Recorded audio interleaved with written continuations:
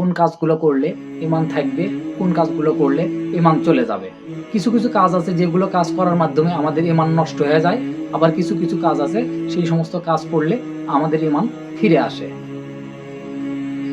আল্লাহ রাসূল সাল্লাল্লাহু আলাইহি ওয়াসাল্লাম বলেছেন, আউযু বিল্লাহি মিনাশ শাইতানির রাজিম, বিসমিল্লাহির রহমানির রহিম, আলহামদুলিল্লাহি রাব্বিল আলামিন, আর রহমানির রহিম। আসসালামু আলাইকুম প্রিয় দর্শক শ্রোতাবৃন্দ। আজকের আলোচ্য বিষয় হচ্ছে ঈমান। আমাদের ঈমান আছে কি নাই? মানুষের ঈমান প্রতিনিয়ত নষ্ট হয়ে যায়, আবার মানুষ প্রতিনিয়ত ঈমানদার হয়ে যায়। কেন হয়? আমরা এই সমস্ত বিষয়গুলো জানি না, বুঝি না, এই সম্বন্ধে আমাদের কোনো জ্ঞান নেই। জ্ঞান নাই এই কারণে আমরা জেনারেলি শিক্ষিত যারা আছি তারা বেশি ক্ষতিগ্রস্ত হচ্ছে। আমাদেরকে শেখানো হয়নি কোন কাজগুলো করলে ঈমান থাকবে, কোন কাজগুলো করলে ঈমান চলে যাবে। কিছু কিছু কাজ আছে যেগুলো কাজ করার মাধ্যমে আমাদের ঈমান নষ্ট হয়ে যায়, আবার কিছু কিছু কাজ আছে সেই সমস্ত কাজ করলে আমাদের ঈমান ফিরে আসে। আল্লাহ রাসূল সাল্লাল্লাহু আলাইহি ওয়াসাল্লাম বলেছেন, ঈমানের ৭০টিরও বেশি শাখা রয়েছে। এই ৭০টি শাখার ভিতরে আমরা যদি কোনো একটা শাখাকে অবজ্ঞা করি, অবহেলা করি এবং সে সমস্ত কর্মকাণ্ড যেগুলো আমাদের করতে নিষেধ করা হয়েছে সেগুলো কর্মকাণ্ড যদি আমরা করি তাহলে আমাদের ঈমান চলে যায়।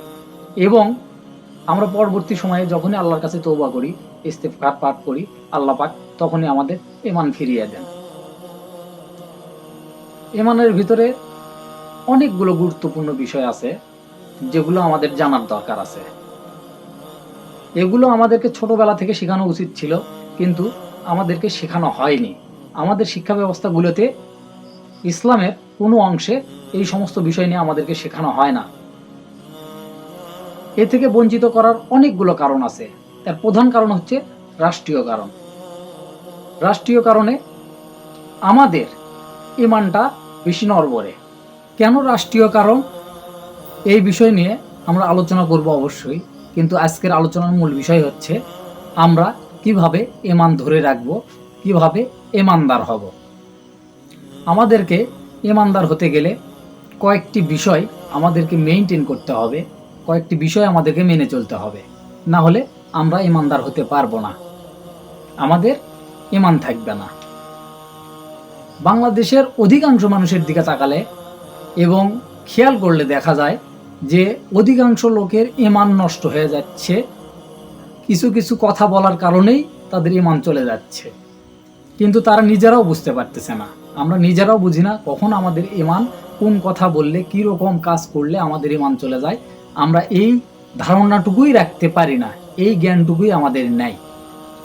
এই জ্ঞানটুকু আমাদের জেনারেলি শিক্ষিত যারা আছি আমরা, আমাদের ভিতরেই বেশি নাই। আমরা ইসলাম নিয়ে আমরা গবেষণা করিনি, জ্ঞান চর্চা করিনি, এই জন্যে আমাদের এই সমস্যাটা দেখা দিয়েছে। আমরাই যারা জেনারেলি শিক্ষিত আছি, যারা আমরা নিজেদেরকে শিক্ষিত দাবি করি, তারাই বিশেষত্ব বেশি শিকার হচ্ছে এবং তাদের ভিতরেই বেশি ঈমান থাকছে না। এই বিষয়টা নিয়ে আলোকপাত করার জন্য আমরা রাসূল সাল্লাল্লাহু আলাইহি ওয়াসাল্লামের একটা হাদিস বর্ণনা করতে চাই। হাদিসটি হচ্ছে, রাসূল সাল্লাল্লাহু আলাইহি ওয়াসাল্লাম বলেছেন, কোনো খারাপ কাজ করতে যদি আপনার মন যদি বাধা না দেয়, আপনি যদি ওই কাজটা অতি সহজে করে ফেলেন, তাহলে বুঝতে হবে আপনার ভিতরে ঈমান নাই। রাসূল সাল্লাল্লাহু আলাইহি ওয়াসাল্লাম আরও বলেছেন, যদি কোনো ভালো কাজ করলে আপনার মন আনন্দে উৎফুল্ল হয়ে ওঠে, তাহলে আপনাকে বুঝতে হবে আপনার ভিতরে অবশ্যই ঈমান আছে, ঈমানের নূর আছে। বিষয়টা হচ্ছে, যদি খারাপ কাজ করতে গিয়ে আমাদের মন থেকে কোনো বাধা না আসে, আমরা তা যদি সহজেই করে ফেলি, অতি সহজেই করে ফেলি, তাহলে আমাদের ঈমান নাই। আর যদি আমাদের ভিতরে বাধা আসে খারাপ কাজ করতে গেলে, তাহলে অবশ্যই আমার অন্তরে তখনও ঈমান উজ্জীবিত আছে। যখন কোনো ভালো কাজ করতে যাব, যখন কোনো আমরা ভালো কাজ করি, তখন যদি আমাদের মনের ভেতর প্রশান্তি উপভোগ করি আমরা, তাহলে বুঝতে হবে যে আমাদের ভিতরে ঈমান আছে।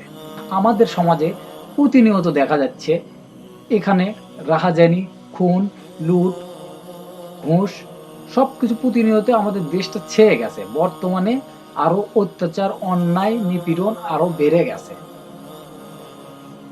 তাহলে কি আমরা বলতে পারি না যে যারা এই সমস্ত কর্মকাণ্ড করছে তারা অতি সহজেই করে ফেলছে? তারা কোনো দ্বিধাবোধ না করে, তাদের অন্তরকে প্রশ্ন না করে তারা কাজগুলো করে ফেলছে। তাদের ভেতরে ঈমান নাই। কেন নাই? আমরা বুঝিই না, আমরা জানিই না যে কোন কাজগুলো করা উচিত আর কোন কাজগুলো করা উচিত না।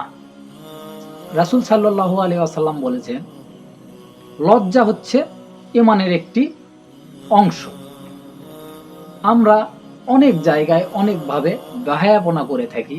বর্তমানে সোশ্যাল মিডিয়ায় আমরা নানান প্রকার টিকটক, ফেসবুকে রিলস, ইউটিউবে রিলস নগ্নভাবে করে থাকি। আমাদের ভিতরে লজ্জা নেই। তাহলে আমরা এটা বলতে পারি, লজ্জা যদি ঈমানের শাখা হয়ে থাকে তাহলে আপনার লজ্জা আমার লজ্জাটা কোথায়? আমরা অশ্লীল ভিডিও তৈরি করছি, হাজার হাজার লোকজন আমরা সেই অশ্লীল ভিডিও দেখছি। রাসূল সাল্লাল্লাহু আলাইহি ওয়াসাল্লাম আরো বলেছেন যে অতি দরিদ্র কিংবা গরিব মানুষকে খাবার খাওয়ানো ঈমানের অঙ্গ। আমরা সমাজের ভিতরে দেখতে পারি, আমরা যখন বাজারে যাই, আমি নিজে যখন বাজারে থাকি তখন দেখি অনেক গরিব লোকজন একটা বলছে যে আমাকে এটা একটু খেতে দাও। তখন আমরা বলি যে আমার কাছে টাকা নাই, কিন্তু আমাদের কাছে টাকা থাকে, আমরা নিজেরা খাচ্ছি কিন্তু সেই গরিব লোককে খাওয়াচ্ছি না। এখানে আমাদের ঈমানের প্রশ্ন। আল্লাহ পাক বলছেন, তুমি যখন কোনো গরিব মিসকিন কাউকে খাবার খাওয়াবে, তোমার রিজিকের বৃদ্ধি আমি নিজে করে দেব। কিন্তু আমরা এই কথাটাও বিশ্বাস করি না।